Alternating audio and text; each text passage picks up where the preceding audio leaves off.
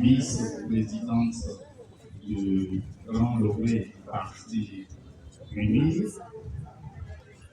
chers députés à l'Assemblée nationale, honorables sénateurs, sénatrices, Monsieur le préfet d'Agoué-Nivé, Monsieur le préfet du Golfe, honorables invités, chacun à vos titres et grades, tout protocole respecté et toute omission d'avance excusée, j'espère. Messieurs les maires qui nous font l'amitié de nous accueillir avec tant de chaleur, chers parents, tribunaux, honorables chefs traditionnels et chefs religieux, je vous salue. Je suis heureux en cette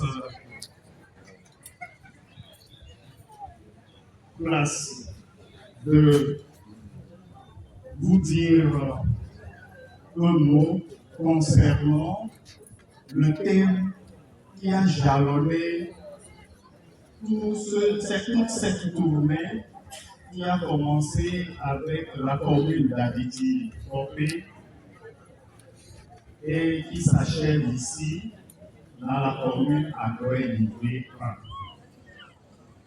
Et nous échangeons sur la décentralisation et la gouvernance participative.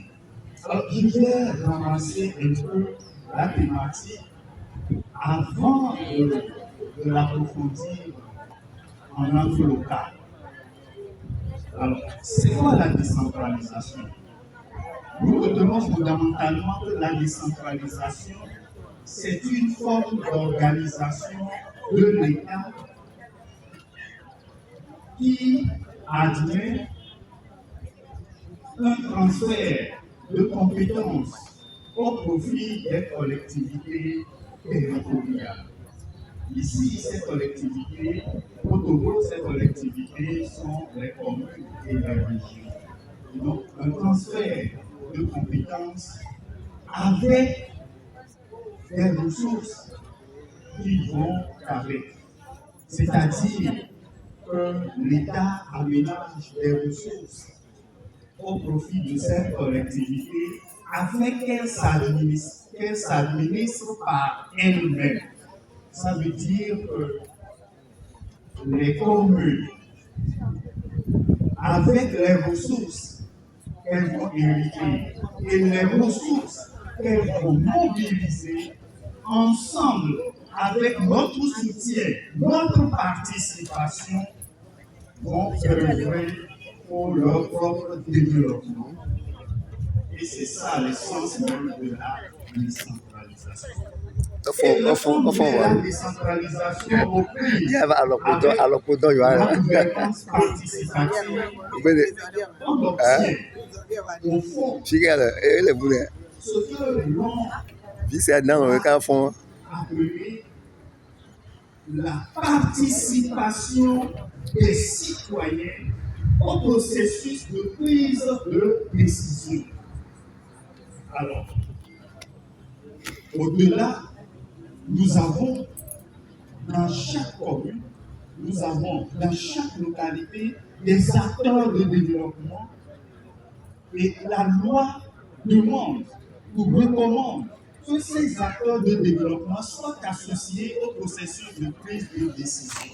Alors, quels sont ces acteurs de développement? Nous les avons chacun avec nous. Nous avons les leaders religieux. Nous avons des leaders d'opinion. Nous avons les chefs traditionnels qui sont là.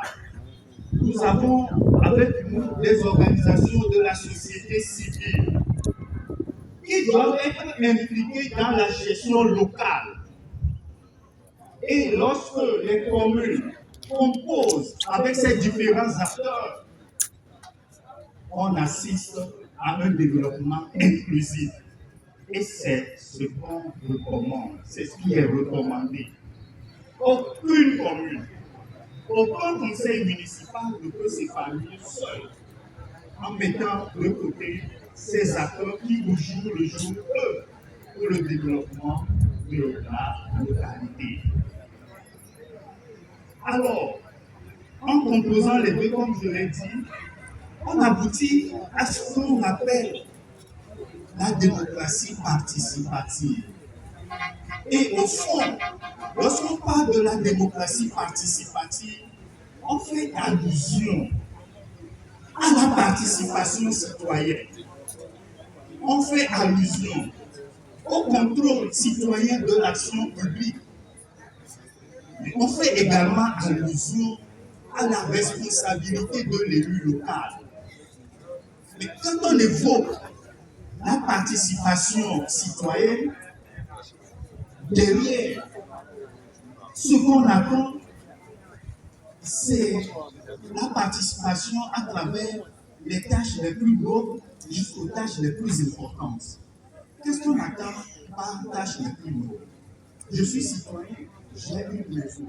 Mais ma responsabilité commence chez moi, en mettant au propre chez moi, en balayant ma devanture. Mais observons ceci, si chacun chez lui se met à mettre au propre sa devanture, est-ce que ça va donner en termes de propriété et d'image? Nous avons l'obligation d'entretenir les poubelles domestiques pour que les déchets, nos ordures ne se retrouvent pas dans les caniveaux plus tard. Nous devons entretenir nos marchés de sorte que les